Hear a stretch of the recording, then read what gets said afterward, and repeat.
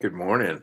I just wanted to talk this morning briefly about the difference between the Retroid Pocket 2, which I recently got over the holiday, versus the Anbernic RG351P, which I also got over the holidays. So I've had both of them and I played with both of them and I would experience them in a way that you would experience after a few months. And some of the reviews I just wanted to kind of clarify in things that I saw when I reviewed these products, or when I looked at reviews of these products, rather.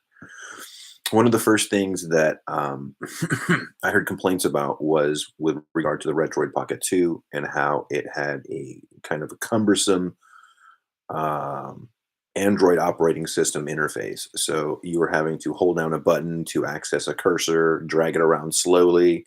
You could adjust the sensitivity of the cursor, but it was still not ideal, blah, blah, blah. Those were slated as some of the problems with the uh, the booting that happened because it's a dual boot system. It has a Retroid Pocket app that you can boot into, or it has the Android side that you can boot into. It's got two different, and they're walled off. They're completely different, separate applications, if you will. So the device can boot into either one.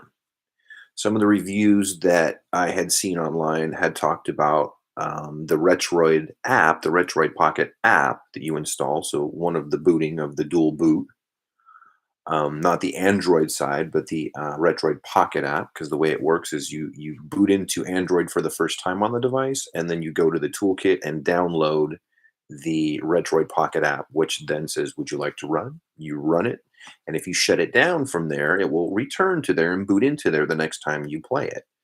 You have to actually then, once you're there, go back out to the menu and say, go back to Android, and it will take you then back to Android. And once you're there and you reboot, it will reboot you to Android. So whatever you have last booted, basically, in my experience, is what it will boot you to. Very cool. Very awesome. Part of the complaints was the cumbersome interface on the Android side, and the complaints on the Retroid Pocket apps side were that it had a large marketplace of questionable content, whether in terms of its legality for being copyright or whatever. A discussion that I need to address because I've done a lot of research about the legality of old software and copyright, and I've really come to a strong opinion in regard to this that really shuts down, I think, the argument completely about copyright infringement on these older games that the manufacturers do not care about at all anymore. Um, so when you go to this Retroid Pocket interface, it has a whole plethora of old school games that the manufacturers don't sell or maintain or have anything to do with anymore. Um, and sometimes they're clones or clone versions that are Chinese versions or whatever. But there's a lot of great games in there, and some of them you can actually download and save onto a memory card or to the internal memory of the device. Some of them you can just play directly right there without even having to save. You just boom, it's like stream, like just plays.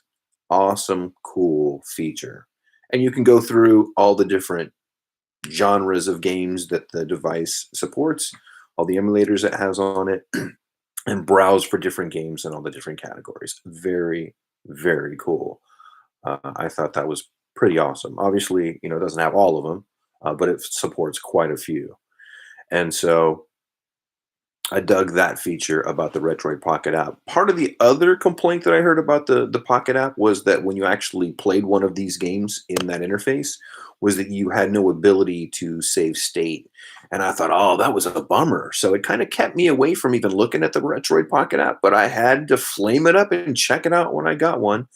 And I found in my testing, and I don't know if I was on a later version or what, but I could save state easily in the games that I played in the Retroid Pocket app. So what it really did was, I think the makers knew that Android would be cumbersome, and so they made an alternate interface for you to boot to that was completely free of that. And that was the hurrah that I heard for the Retroid Pocket 2 interface, was that Basically, it was curated, easy to use, not a lot of configurations like you would have in RetroArch or whatever else you're running emulator-wise on the Android side. Because once you put emulators on an Android, straight up like an Android, there's a bit of configuration in there. It gets kind of techy. Um, so they created this other side, this Retroid Pocket 2 side, with the Retroid Pocket 2 app, that you boot to, and it just makes it very, very simple. It has simplified the process. Most of the controls work spot on. I had no reason to want to try to go and change controls for anything. The games played very well. I was able to save state and load state from these games, which is one of the major complaints I heard online. So I've found for myself through some research of actually using it for a while and getting to know it that some of the things that had shied me away from it when I originally looked at it were really non-existent when I got in there and played with it for myself.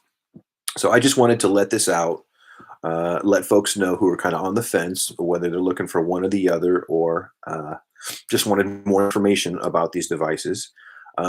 This is, I named this a versus video. So those are some of the things about the Retroid Pocket 2 in its own right, regardless of the Anbernic that people had talked about, that I wanted to kind of clarify to give it a little more power, because it's a great little powerful device. It also has Bluetooth and a very much longer battery, I found, over the Anbernic. So going back to now the versus between the two, one thing I did not like about the Anbernic was it had kind of a shorter battery life, and the headphone jack, the AV jack. I always test these out on these devices, whether they got Bluetooth or not. I don't just ignore 3.5 millimeter jacks for headphones and things like that. And the Anbernic, I had to push it in order to, because it's on the top of the device, which one thing I do not like. I like the cables to come out of the bottom. Whenever it comes out of the top, it has to roll behind where your hands are, or it has to roll to the front where like your screen is. Like, it's just never good to put a 3.5 millimeter jack on top. So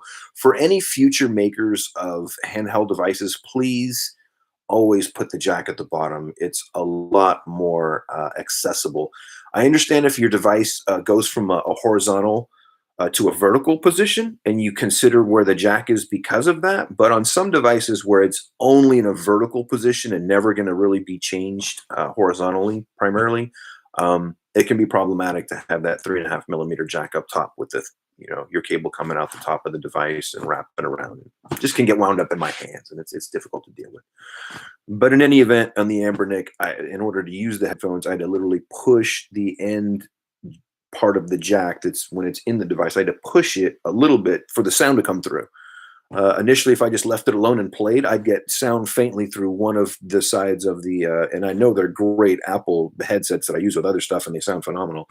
I plug them into this thing, only comes out one side unless I push it, and then it comes out both sides, and I can hear it just fine. And I'm like, but less than ideal. I cannot, there's no way I can possibly push that thing and play. So that was a very, very big downside for me for the Anbernic, because the Anbernic did not come with any kind of Bluetooth. If I had a Bluetooth backup in the RG351P, I could have not had to deal with the headset problem in the Anbernic at all, but it was there with no Bluetooth. There's also no Wi-Fi built in. So that was kind of the problem initially in the research between the Anbernic and the Retroid Pocket 2. Retroid Pocket 2 comes with Bluetooth, Wi-Fi, all that stuff built in. Seemingly better battery life in my experience. So yeah, those are some of the differences between the Anbernic and the Retroid Pocket 2. You can see in other videos where they show you the devices, they show you the software, they show you all this stuff. You can see everything you want to between the two devices and everything else out there. But here in this video, I like to give you a glimpse of what it's like. Not necessarily in the other videos. What they capture is the difference between using both devices for a couple of months and what the pros and cons are in the experience between the two. So that's my little piece on the difference between the Retroid Pocket 2 and the Anbernic RG351P. Great little devices. I will say the positives of the Anbernic that I did love about it: easy to use. Ran a Linux system that was very simple to use. Didn't have that clunky Android that was the complaint of the Retroid Pocket. And that is the one benefit. It had a very nice, easy to use, slick interface. You could pop the card out, put in games in the appropriate folders, put it back in, and boom, we're right there in the nicely manicured um, interface that it had. So yeah, it's a very, very nice little handheld. One thing I will say that I also want to ask future makers of handhelds that I've noticed as a user, and this goes back to the PSP days, is that it's very difficult to do the claw. I call it the claw. And the claw is when I'm holding a handheld and I have to use the stick down low but hold a trigger up high. It's very difficult to push triggers up high and hold sticks down low. You all wind up in a cramped situation where you're doing the claw, and it's hard because you need some way to support the device underneath it because it's small. You don't want it to just fall out of your hands.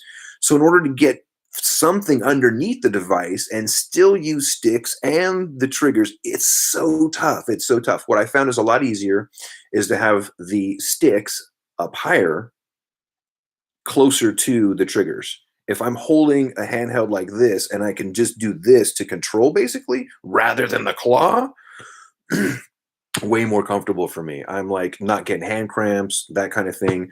A lot of the current Chinese handhelds that are coming out are trying to mimic the Switch, and the Switch controls made it so that on the left side, you have the stick up high, closer to the triggers, and then the D-pad down low.